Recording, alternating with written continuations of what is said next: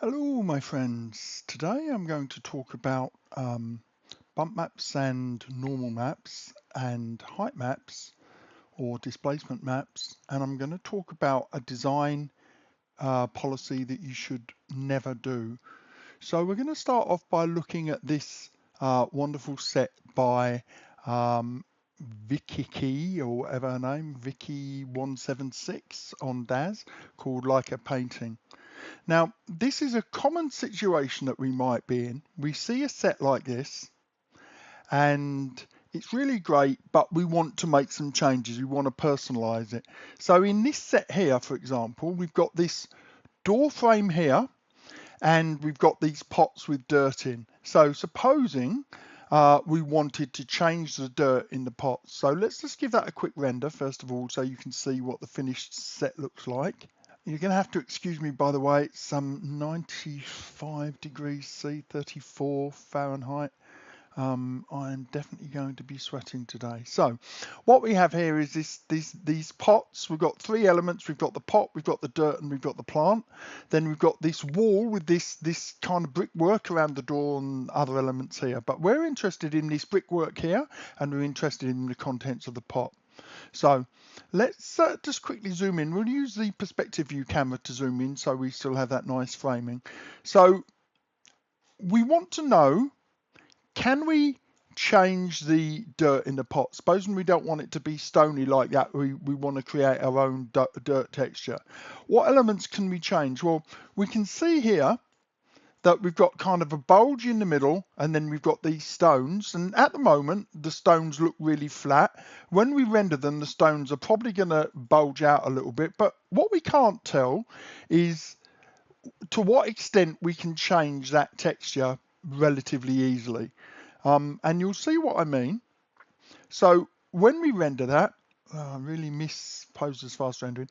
These stones appear to stick out. They cast a shadow. We've got this little bulge of dirt in the middle. And suppose we want this just to be all dark coloured dirt. And I'm not actually going to do it. I'm just going to show you how to read the image. What we need to do is look at this image and see what these elements are in the scene. So the first easy thing to do is just to change the viewing mode from filament or iRay down to hidden line or wireframe. So we'll do hidden line, and you can see here that this dirt surface is actually just a sphere divided up into quads. So that means that the stones and the dirt and all of that stuff is just a simple 2D texture map with normals or bump maps added to it.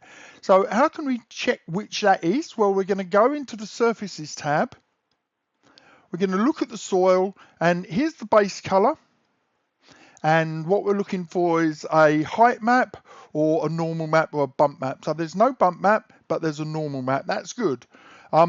What's the difference between a normal map and a bump map? Well, a normal map, a bump map is a grayscale image. A normal map is purple, yellow, and cyan. And what a normal map does, if you can see my hands, if I take a surface here and make a grayscale bump map, the bump map just simulates the height raised off the surface at a tangent to the surface. So this is the flat surface. The bump map simply raises or lowers that. It doesn't actually change the geometry. What it does is it changes the lighting to simulate this height or depth. And there is a limit to how much you can simulate depth with a bump map. Now a normal map, let's imagine we've got a sphere now. A normal map raises or lowers the same as a bump map, but it does it tangent to the surface or in line with the normals. So the normals are always at right angles to the actual surface. So as we go around, here's my normal, and it turns as we go around the image. And a normal map, the pink and cyan and yellow thing, will always displace in the direction of the normal. And what that does is it basically gives you bump in 3 dimensions. So that's really, really good. And now compare that to a displacement map. A displacement map is a 2D map, a grayscale map again, and it displaces vertical, the same as the bump map. So supposing you've got some small details that go out this way, the normal map actually tends to make them look jaggy. sorry, the height map or displacement map tends to make them look rough because it can only displace in the direction that's a right angle to the surface. A displacement map is great because it creates actual geometry. So when you displace, you create new geometry, but that geometry may not be convincing. So there are times when a normal map is a better way to create more detail than a bump map or a displacement map. So to go back to this, so I'll go back to the filament viewer, which is kind of the fastest reasonable quality viewer in DAZ, and we will talk about this in Poser in a second, so stick with me. So the good thing about this is that I know if I just create or import a new image that has a normal map, that will map directly onto that perfectly fine, but there will always be this bulge in the middle where the plant's sticking out of. You can't see the plant at the moment, it's hidden. So we know the extent of what we can do with that dirt here. Now let's have a look at the wall over here. Now my guess would have been that that was also a normal map, but there's an easy way to check. Does it have a profile?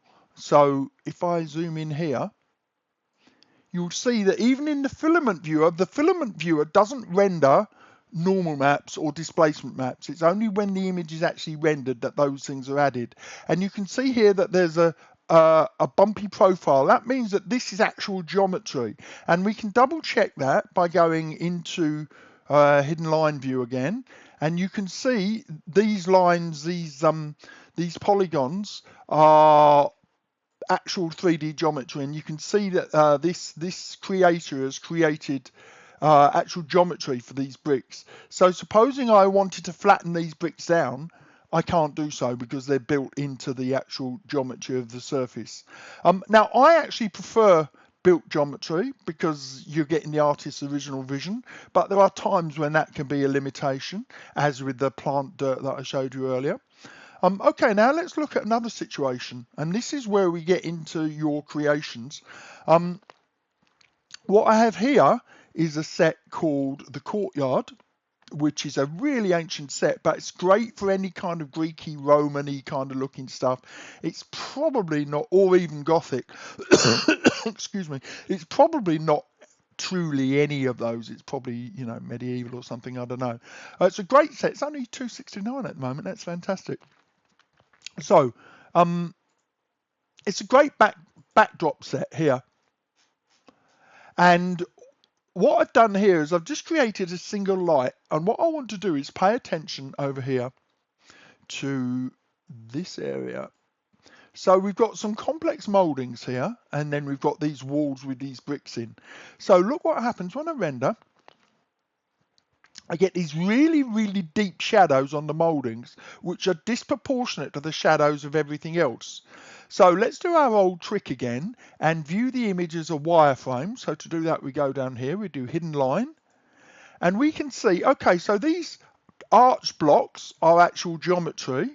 And you can see here, if we go right in here, you can see the profile changes. So that is the indicator that this is geometry, not bump maps or displacement maps. But the molding wall at the back there is just a solid plane. And that's good and it's bad.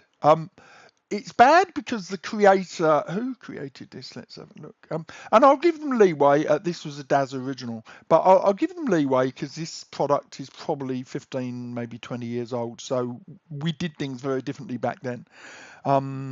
As the power of Poser and DAZ improved, we started to demand more of the processor because the power of the programs improved because people got better graphics cards, and as they got better graphics cards they could handle more polygons in the scene. But back in the day we used to use as few polygons as possible and use our maps to create the movement in a scene and the detail. So if I go back to here, my texture shaded, you can see there's very deep shadows here and very shallow shadows here, and if we look again at our rendering, You can see the cracks are not super deep. The wall cracks are not super deep. These moldings are very deep. Now, you could say that the moldings are deep because the carving is much deeper, thus casting much deeper shadows. But let's just disprove that. So what I have here is an infinite light, and watch what happens to the shadows as I move my infinite light around. So you can see the main shadow being cast by these pillars. But if I can get it right, you can see that the shadows on the walls are not moving at all, the moldings. Okay, now the shadows on these bricks are moving slightly. They're a bit subtle, but you can see it moving. But the shadows on the carvings are not.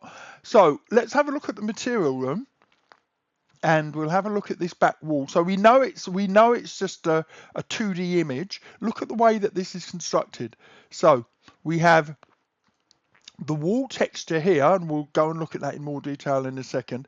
And then we have a bump map plugged into gradient, which is kind of the worst of all worlds. So what we're going to do, we're going to open this location. So I click on the name of the texture in Poser, click browse. That gives me a path to where those textures are stored. I'm going to copy that, and then I'm going to go into, oh, actually, I could probably just go directly here and open, let's see, so what texture is that? 4.2. So I'm just going to go in and I'm going to look at that 4.2. So we can see here that 4.2 wall comprises a 2D texture and a bump map, which is reinforced here. 2D texture and a bump map. So what I'm going to do is I'm going to go into my 2D texture. I'm going to right click and I'm going to open it in an image viewer, or I'm going to open it in Photoshop. No, I'm not. I'm just going to open Windows Explorer instead. And I'm going to paste that path, and I'm going to go to 4.2, and I'm going to let you see it here. So I'm looking at this in Faststone Image Viewer, which is one of the better image viewers since Windows took out Decent Image Viewer in Windows 7. So here, oops, it's gone full screen now. Okay, right, okay.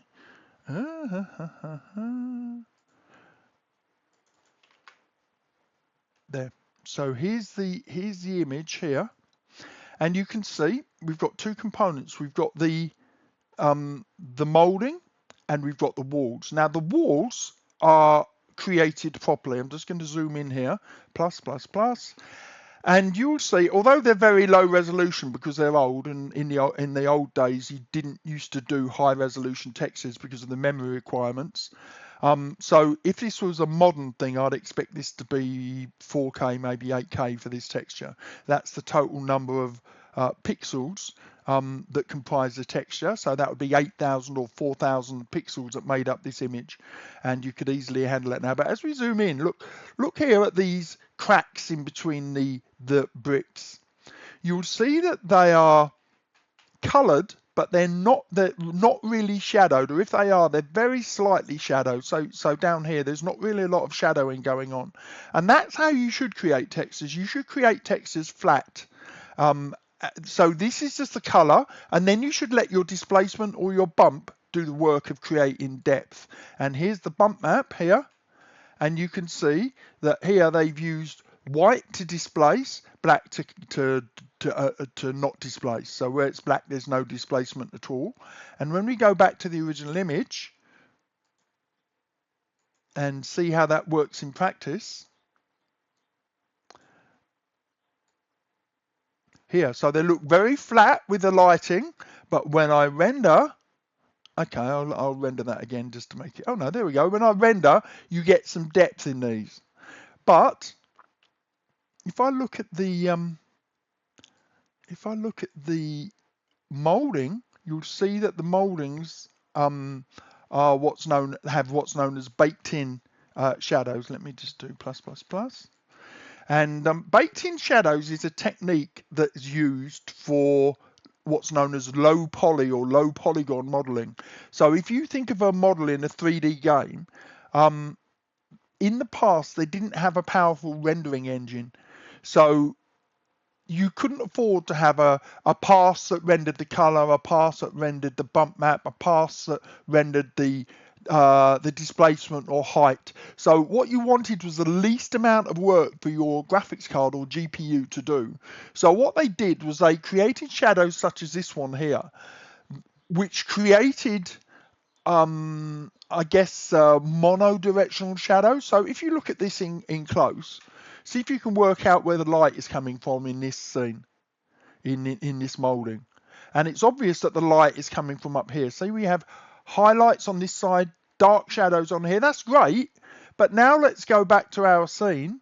As I move my light around, they don't respond accurately to the light position. So you should never bake shadows in on modern Poser designs.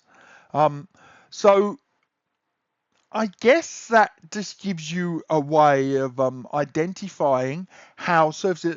The alternative, the good thing about this, however, is because it's a 2D surface, you could replace this molding with something, just a plain stone pattern, for example. Unfortunately, they do create commit another cardinal sin, and again it's an indication of the way that things used to be. There's a name for this, but I can't remember what the name is. But what it is basically is that you unwrap a model. So here the model is the entire block that has the wall in. So you've got the plinth at the top, you've got the flat wall there. Above it you've got this moulding. You've got a side wall here. They've created the cracks here as well, and then the cracks are going to be reflected in the bump map. So what they've done is they've unwrapped the 3D model, created a bunch of 2D textures, but rather than giving each of them their own separate texture, they've I wish I could remember the name of it because I've mentioned this a few times, but they've basically created a kind of a card that has all of them on a single plane or on a single 2D image. And what that means is if you want to just change one part of it, supposing I wanted to change this brick texture, if this was a separate 2D texture on its own, I could just change that one texture. I wouldn't even need to go into Photoshop. I could just swap that out in my 3D program in Poser or DAZ, swap that out for another texture, another brick pattern, for example, and that would replace that. But in Poser, the way that this has been done, you would have to go into Photoshop and then manually change that specific texture. And let me just show you what I mean. So we're paying attention to this block over here. Let me show you at full size. This block here, but all of these textures, sidewalls, all of this are all one single texture. So if I now go into my textures here, am I in textures? Yes, I am. And I open that and do Substance Designer. I bought a subscription to Substance before Photoshop ruined it. Adobe ruined it. And I downloaded thousands of textures. So I'm going to add this basalt brick texture to this wall. I double click to add it. And here's all the different elements here. So let me see, I'm not sure what that wall's called. At least, actually they do have different part names here. So let me just see what that part name's called. So to do that, I want to know what this, I'm waving as if you can see. I want to know what this specific wall is with the arches in. So what I do is I go into materials and then I click on that wall and I see what name comes up here. So that's walls 2. Let's compare that to the side. That's walls 1. Okay, so although they've done this thing with the putting it all onto a card, there is an element of controllability here. And so I choose walls 2, I think it was called, wasn't it? And I do double click and then I choose walls 2 here. And it will change that texture. So you'll see that texture just for walls 2 has come in much too big. So what I'm going to do is I'm going to go down here and you'll see now in walls 2 that I've now got a normal map. I've actually plugged that into a bump. I could plug that into normals down here. Right, so I've got these, and what I need to do is I need to change the scale of the texture. So to make the scale smaller, I'm going to do the scale. So let me see, I go bigger, smaller, right? Okay, so let's go 0.01. And now I'm going to have to do that in the X and Y or the U and V, 0.01. And that hopefully has made that a lot smaller, yep.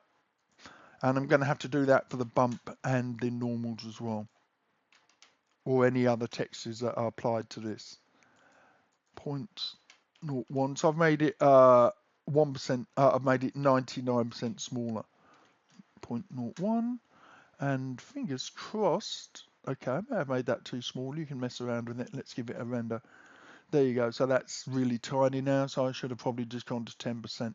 Okay, we'll do that again. Click on the image to choose that. 0.1. So it's just it's 1/10 of what it was. 0.1. 0.1. And I don't have to just go decimal multiples. I could go 0.4, 0.35 or whatever. Just mess about until you get a value that you like.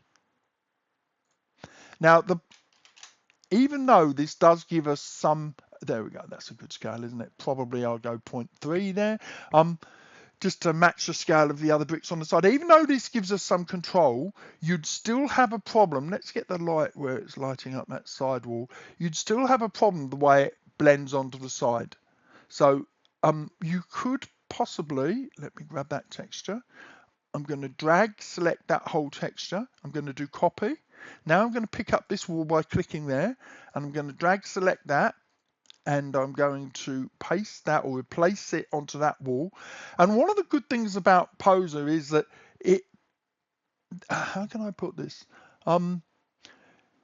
If I have a texture that's in this space here on this plane, when I paste it onto this plane, it continues around it in the same UV coordinate system. So if you have a block that ends here, it will be in the same vertical position on this block here. It will just start a new tile, and that hopefully should show here. And okay, but I'm glad I did that because it made me out to be a liar. Right, so I don't know if you can see this, but there's a scale mismatch. And that is the problem. So even though I copied, so the scale here is 0.1, so 1/10 scale, but this wall has a different scale to this wall. How can I put it? Imagine that I created, when I UV unwrapped that wall, so I created, in my 3D program, I unwrapped the texture onto that wall, and I said, make this wall a 1K texture. So actually probably higher. So make this wall a 2K texture, because there's a lot of detail there that I want to come out when I do the rendering. But this wall is on a side wall, and if you recall, the pattern on this wall was just a kind of a bland, cementy kind of look. So it didn't need high detail. So we'll make this wall a 1K texture. So that means that a 1K texture would be whatever, 100 by 10 or whatever it takes to create 1,000 pixels here. That would mean that the coordinate system on this wall would be, say, we'll say 500 pixels from here to here. But on this wall, it's 1,000 pixels from here to here. So the textures didn't match. Now, I don't know what the difference is here. It's obviously not 2-to-1, because if it was 2-to-1, supposing this is 1K and this is 1K and this is 2K, then this would just precisely double, and that's obviously not what's happened. So this is probably, I'm going to need to reduce this by I don't know, 60% or 40% to get these lines to match up. Let me just show you that, because it is quite useful to know.